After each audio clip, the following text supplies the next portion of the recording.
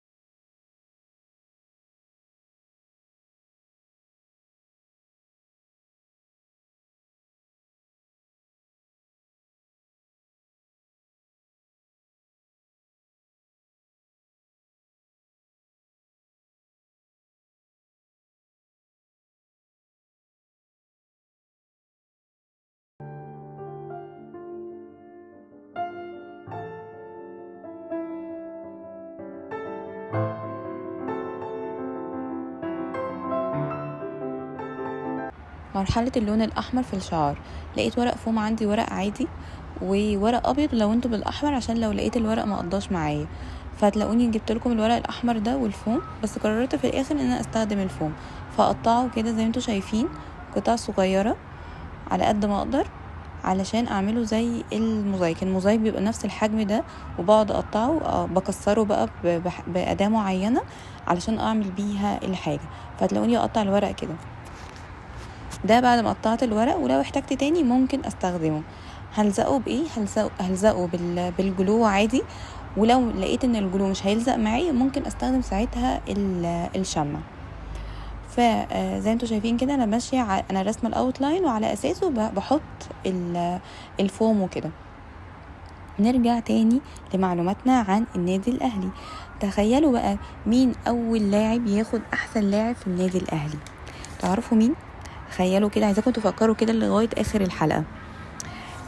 اول كؤوس عربيه خدوها 1995. دي السنه اللي انا اتولدت فيها يا جماعه، فانا مبسوطه قوي.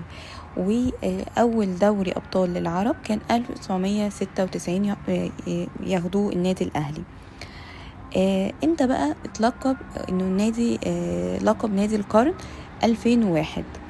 اول كاس سوبر افريقي كان 2002. هسيبكم كده تكملوا وانا بلزق الفوم على في الورقه زي شايفينه كده، انا ماشيه مع الخطوط اللي انا رسماها. بس كده هسيبكم بقى تركزوا شويه.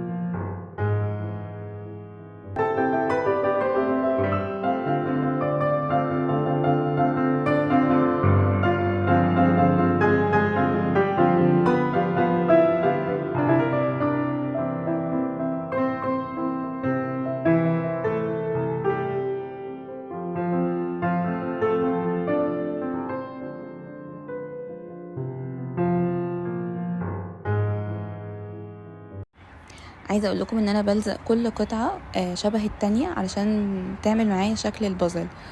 عايزه اقول لكم انه خد مني وقت طويل جدا، بس عايزه اقول لكم ان اكتر طريقه عجبتني واكتر لون حسيته اقرب للشعار بتاع النادي الاهلي.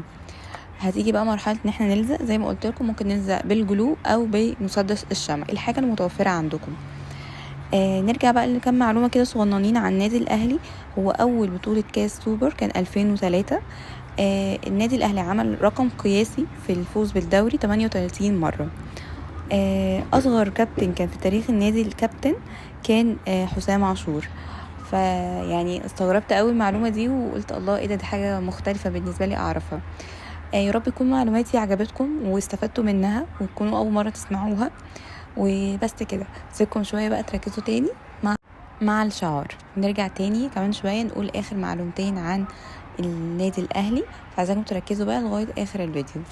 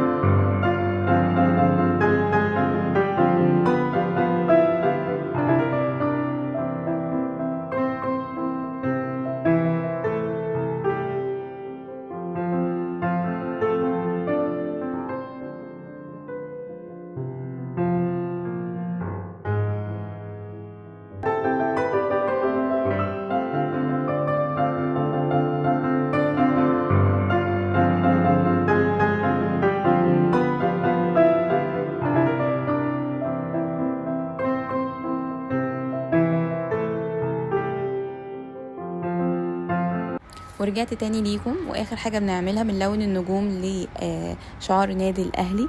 عايزه اقول لكم زي ما اتفقت معاكم اقول لكم على اخر معلومات عن النادي الاهلي. اول كابتن للنادي الاهلي كان اسمه احمد فؤاد انور. طيب اول لاعب مصري يحصل على لقب احسن لاعب في النادي الاهلي هو كان محمود الخطيب 1983. اكتر كابتن بقى كابتن خد بطولات مع النادي الاهلي كان اسمه شادي محمد، خد 18 بطولة يا جماعة. يا رب تكون المعلومات فادتكم وتعلمتوا حاجة جديدة. هستنى رأيكم في الكومنتات، وياريت تشيروا الحلقة كتير قوي عشان الاكبر عدد يستفيد منها ويعرف المعلومات دي، وعشان كمان يتعلم ازاي يرسم الشعار بتاع النادي الاهلي. بس كده، باي باي.